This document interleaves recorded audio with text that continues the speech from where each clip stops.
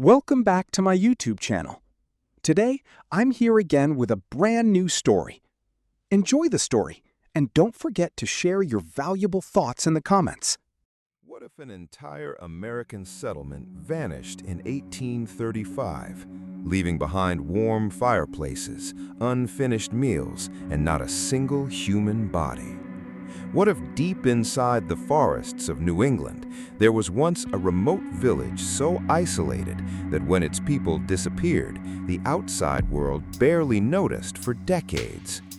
And what if the clues they left behind suggested that whatever happened there was far stranger than simple murder, disease, or escape? This is the chilling story of a forgotten New England disappearance, one buried beneath folklore, fragmented reports, and unexplained evidence from 19th century America. In the winter of 1835, far beyond the growing industrial towns of the northeastern United States, hidden within dense pine forests and steep granite hills, stood a tiny settlement known locally as Black Hollow. Black Hollow was never officially important enough to appear on most regional maps. It was less a town and more a cluster of stubborn families determined to survive in one of the harshest environments in New England. Around 38 people lived there year-round: loggers, hunters, trappers, a blacksmith, 2 widows, several children, and 1 school teacher who had moved from Massachusetts seeking a quieter life. The settlement had no church, no mayor, and no proper roads. A single dirt trail connected it to the nearest trading post nearly 15 miles away. For outsiders, Black Hollow was almost invisible. But local traders knew the settlement well enough. Every few weeks, 1 or 2 residents would arrive by horse or wagon, carrying animal pelts, carved timber, handmade tools, and preserved meats to trade for flour, lamp oil, salt, medicine, and cloth. Their routines were predictable. That is what made the events of January 1835 so deeply unsettling. On January 11th, a trader named Elias Mercer reportedly waited for a scheduled delivery from Black Hollow. No one came. At first, this meant little. Winter storms often delayed travel by days. But after nearly 2 weeks passed with no sign of anyone from the settlement, concern slowly began to grow. Black Hollow's residents were many things: poor, isolated, suspicious of outsiders, but they were reliable. A delay of several days was understandable. A silence of 2 weeks was not. By January 24th, Mercer convinced 2 local hunters and a deputy from a nearby township to investigate Black Hollow. The journey to Black Hollow took nearly a full day through waist-deep snow and bitter wind. The men later described the forest as unusually still. No animal tracks, no bird song, no distant chopping of wood, only the sound of snow shifting beneath their boots. As they approached the settlement just before dusk, they expected perhaps sickness, storm damage, or some supply disaster. Instead, what they found was far more disturbing. Black Hollow was intact. Every cabin still stood. Smoke no longer rose from chimneys, but nothing appeared damaged. No fire, no signs of raiders, no collapsed structures, no blood, no bodies. Just silence. The search party entered the first cabin and immediately noticed something deeply unnatural. A kettle still sat over a cold hearth, half filled with hardened stew. Wood had been arranged beside the fireplace, as if someone had intended to refuel it. A pair of boots stood near the door. A coat remained hanging on a peg. In the second cabin, a candle had burned completely down and fused to a wooden table. Bread dough sat unfinished in a bowl, dry and cracked from exposure. One upstairs bed was unmade, blankets partially hanging to the floor. It looked as though whoever had lived there had expected to return within minutes, but no one ever had. The investigators searched every building. Same result. Meals left behind, tools abandoned mid-repair, personal belongings untouched. Money, jewelry, and firearms remained inside homes. If the villagers had fled danger, why leave behind rifles in a wilderness where survival without weapons was nearly impossible? Even stranger, several livestock animals were found dead inside enclosed pens, not slaughtered, not eaten, simply starved. This suggested the residents had disappeared so suddenly that even feeding animals had been forgotten. By nightfall, the investigators reportedly refused to remain in the settlement. Accounts written years later claim the men were deeply shaken, though their exact statements vary depending on the source. One version says they heard unexplained knockings from the tree line after sunset. Another claims one of the hunters discovered footprints in snow leading away from the settlement, but only in one direction. No return tracks, and eventually the tracks simply ended. Not covered by snow, not diverted, ended, as if the people had vanished while walking. This detail, while impossible to verify, became central to local folklore. The following week, a larger search party returned. This time, they combed the surrounding forest, nearby ravines, frozen streams, caves, old hunting routes. Nothing. No bodies, no campsites, no evidence of migration, no signs of violence, no graves. It was as if nearly 40 people had been erased. Local authorities struggled to explain the case. One early theory suggested native conflict, though no evidence supported it. No nearby tribes reported hostilities, and raids typically left obvious physical destruction. Another theory proposed mass illness, perhaps a disease outbreak had forced evacuation. But again, this made no sense. Why leave medicine behind? Why no attempt to seek help? Why no burial evidence? A third theory claimed the settlement had abandoned Black Hollow intentionally, perhaps a religious migration, debt escape, or land dispute.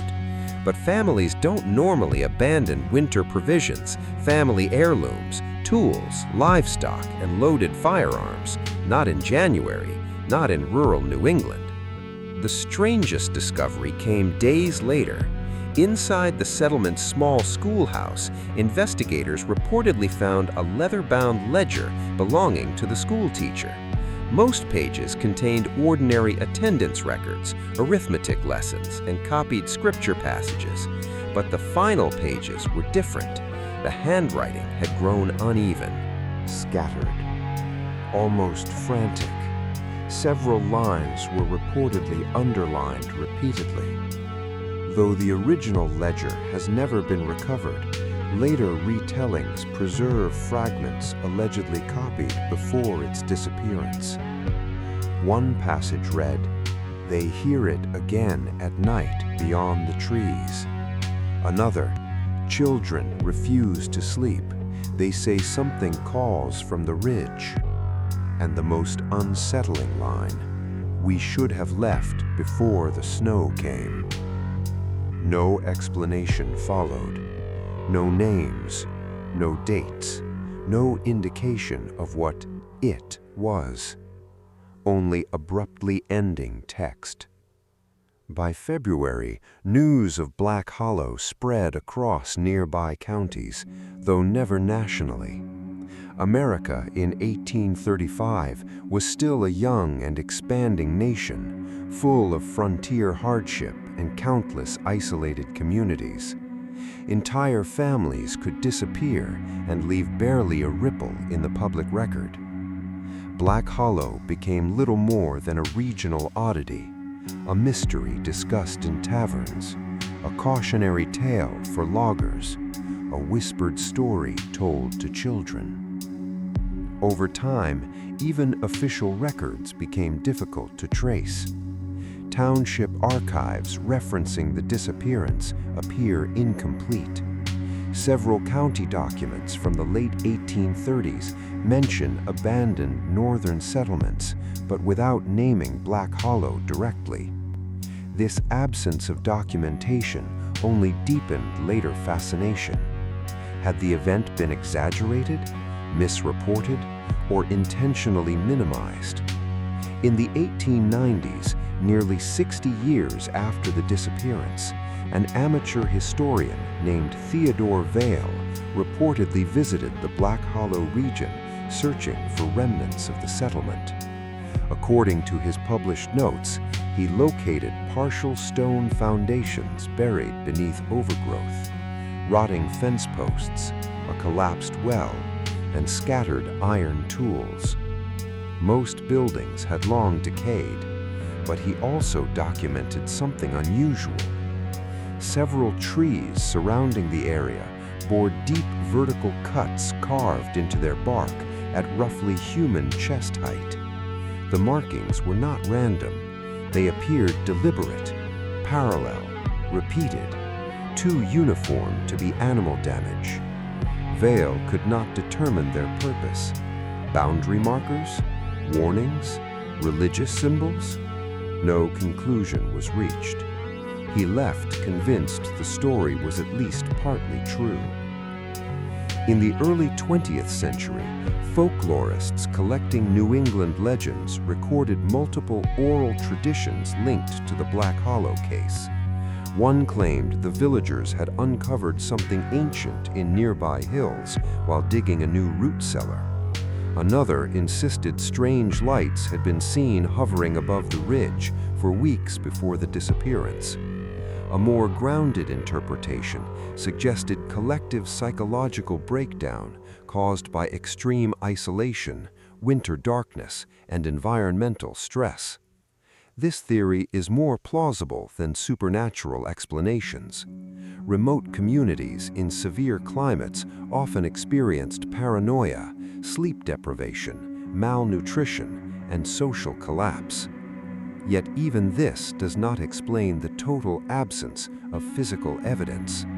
Where did everyone go? And how could dozens vanish in freezing wilderness without leaving a trace?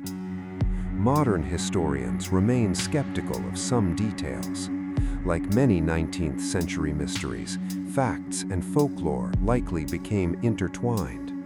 Some parts may be exaggerated through decades of retelling, but the core elements remain remarkably consistent across versions. A remote settlement, sudden silence, abandoned homes, missing residents, no bodies, no explanation. Cases like Black Hollow remind us how much of early American history remains fragmented and incomplete. Before modern communication, before national databases, before instant documentation, entire communities could exist briefly and disappear almost unnoticed. Not every mystery receives closure. Not every disappearance is solved. Some are simply absorbed by landscape, weather, and time. The forests of New England are old by American standards, older than the nation itself, dense, cold, and often indifferent.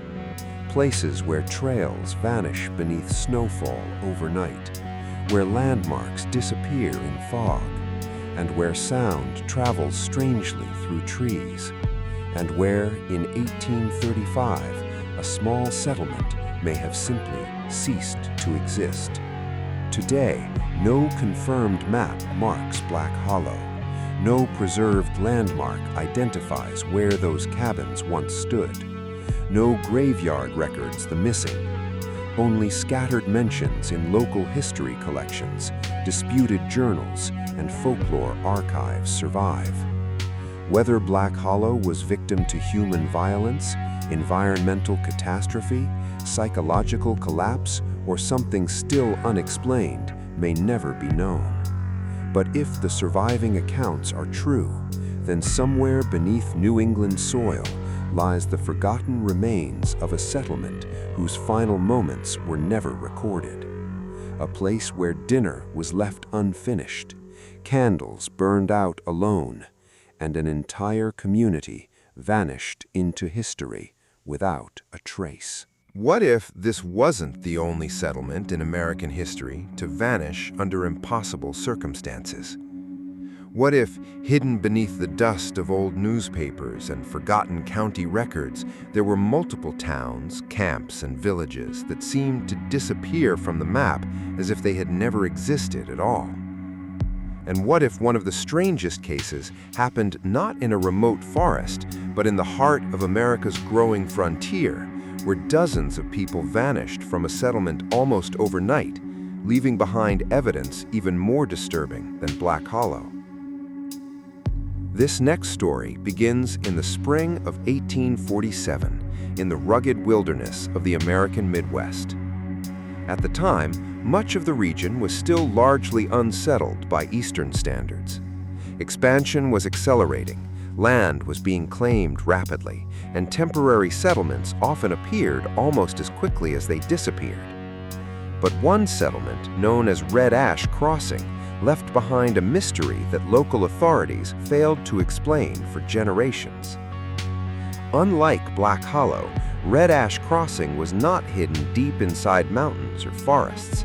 It sat along a muddy trade route used by merchants, wagon caravans, hunters, and migrating families moving westward.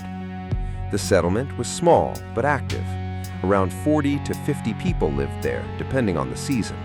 There was a general store, a blacksmith shed, a communal barn, 6 cabins, and a half-finished church structure that locals hoped to complete before winter. Travelers often stopped there to rest, buy supplies, and exchange news. By all accounts, Red Ash Crossing was ordinary, which made what happened there deeply disturbing.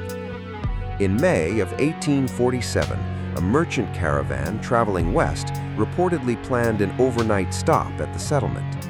They had visited twice before and expected a routine stay. Instead, as they approached near sunset, something immediately felt wrong. No smoke, no voices, no dogs barking, no visible movement. At first, they assumed residents had gathered elsewhere, but upon entering the settlement, they discovered something eerily similar to later accounts from other disappearance cases. Everything had been left behind. Not gradually, not carelessly, abruptly. The store door was open, shelves remained stocked, a scale still sat on the counter beside a half-measured sack of grain. Coins had been left scattered across a wooden table. Inside one cabin, a chair had tipped backward as though someone had stood suddenly. A meal of salted pork and potatoes remained uneaten on ceramic plates. In another structure, a sewing project sat unfinished, needles still threaded. One child's wooden toy was found in the dirt just outside a doorway. No one was there to claim it. The caravan members assumed some emergency had occurred: attack, fire scare, flood threat. But no such evidence existed. There were no burn marks, no broken doors, no signs of struggle, no blood, no wagon tracks suggesting evacuation, and most importantly, no bodies. Nothing indicated where the residents had gone. A search began immediately. Travelers checked surrounding woods, nearby creek beds, and open prairie. Nothing. The following morning, they expanded the search radius. Still nothing. Not a single resident was located. According to later testimony, one detail disturbed the caravan leader more than anything else: the horses. Several horses belonging to settlement residents were still secured in a stable, fed recently, healthy, untouched. If the townspeople had fled danger, why leave behind their fastest means of escape? This single fact made voluntary abandonment seem highly unlikely. News spread quickly through neighboring settlements. Within days, a local sheriff and several volunteers arrived to investigate. They documented what they could, though surviving records are inconsistent. Most reports describe the same unsettling pattern: belongings intact, supplies untouched, structures undamaged, humans missing. One report noted several beds appeared recently slept in, with blankets still warm enough to suggest the disappearance had occurred not long before discovery. Though that detail may be exaggerated through retelling, it added to the legend. Authorities first suspected attack by outlaws. This was frontier territory after all. Bandits, rustlers, and violent disputes were not uncommon. But robbery made no sense. Cash remained in the general store, food supplies were untouched, weapons were still present, nothing valuable appeared stolen. Next came suspicion of indigenous conflict, but nearby tribal representatives reportedly denied involvement and noted something authorities found difficult to ignore. There were no signs of armed resistance or defensive struggle. A raid large enough to remove dozens of people would almost certainly leave physical evidence. There was none. The mystery deepened on the third day of investigation. Behind the unfinished church, investigators purportedly discovered a shallow trench recently dug into hard earth. It was approximately 12 feet long, 3 feet wide, and mostly empty. No explanation was recorded for its existence. Some believed it was intended as a building foundation. Others suspected grave preparation, but no materials were nearby. No markers, no tools, only disturbed soil. Inside the church frame itself, investigators found perhaps the strangest object connected to the case. Pinned to one wooden beam was a torn scrap of paper containing partial handwriting. Only a fragment survived. It allegedly read, "Do not go near the southern field after dark." No signature, no date, no further context. This note, whether authentic or embellished later, became central to local folklore. Naturally, investigators searched the southern field. It was an open patch of grassland bordered by low trees and marshy ground. Nothing unusual was found at first. But one volunteer reportedly noticed irregular depressions in soft earth several hundred yards from the settlement. Not footprints exactly, more like clustered disturbances, as though many people had stood or gathered in one place for some time, then moved away. But again, no clear tracks continued outward. Wind and weather may have erased details, or perhaps the disturbances were unrelated. Still, the area became the focus of endless speculation. Had the residents gathered there voluntarily? Been lured? Forced? No answer emerged. Months passed. No survivors appeared. No remains were recovered. Red Ash Crossing was eventually abandoned permanently. Travelers began avoiding the route after sunset. Stories spread quickly. Some claimed lantern lights could still be seen flickering in empty windows. Others swore distant voices carried across the prairie, despite no settlement remaining. As often happens, folklore expanded where facts ended. But historians later found enough references in county logs and traveler journals to suggest that at least the core disappearance was likely real. One 1853 journal entry from a passing surveyor briefly mentioned the abandoned crossing where the people vanished years prior. Another referenced the empty settlement locals refused to discuss. These small fragments helped preserve the story. Unlike modern disappearances, 19th century America had enormous blind spots. No coordinated law enforcement, no centralized records, no rapid communication. Entire events could remain local forever. And sometimes, mysteries died with witnesses. By the late 1800s, Red Ash Crossing became a cautionary tale. Parents used it to frighten children. Travelers used it as justification not to travel alone. Some dismissed it entirely as frontier myth. Others remained convinced something genuinely unexplained had occurred. Modern researchers analyzing the case generally propose more rational possibilities. One theory suggests a toxic environmental event: contaminated water, poisoned food supply, gas exposure from natural underground sources. Perhaps the residents became disoriented and wandered away. Possible, but again, no remains. Another theory suggests coordinated abduction or forced relocation. Yet organizing the silent removal of dozens of people without struggle, theft, or witnesses seems improbable.